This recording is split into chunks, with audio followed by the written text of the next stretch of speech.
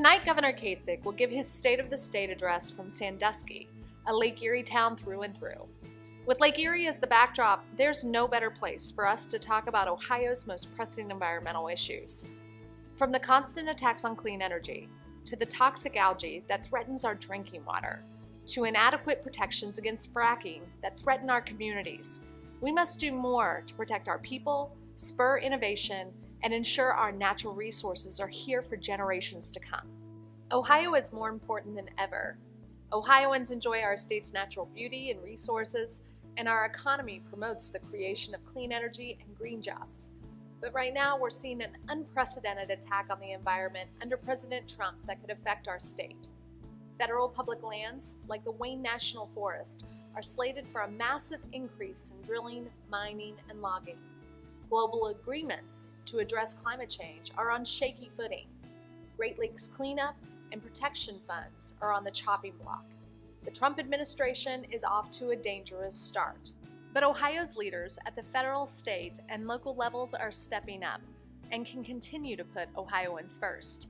Just last week on World Water Day, local governments along the lake passed resolutions urging state lawmakers to take bold action on toxic algae. Ohio's Republican and Democratic officials in D.C. have stood up against eliminating Great Lakes funding. Governor Kasich has shown his leadership on environmental issues many times. In fact, just this past December, he restored Ohio's clean energy standards.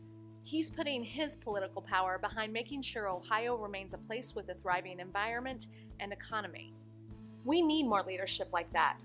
Clean energy is the fastest growing industry in the world and has started to dwarf coal in terms of jobs. But just last week, the Ohio House passed a bill that would gut Ohio's clean energy standards. I call on the governor and the Senate to stand against this arcane assault against the job growth and innovation our state desperately needs. I'll be listening to see where the governor stands on other equally pressing issues as well.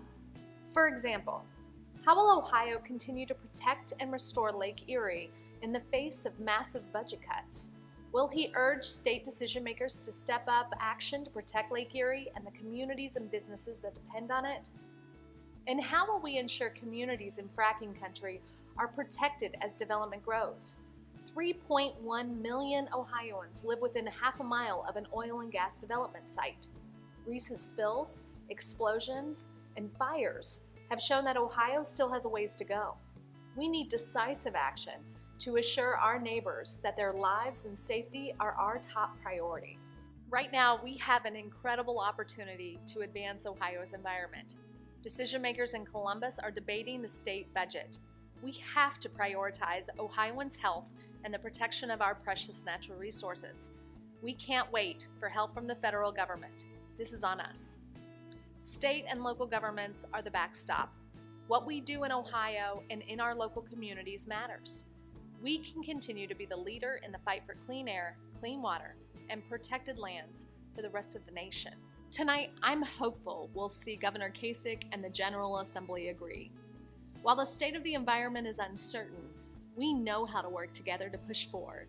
The OEC is not giving up, and I know the great people of Ohio won't either.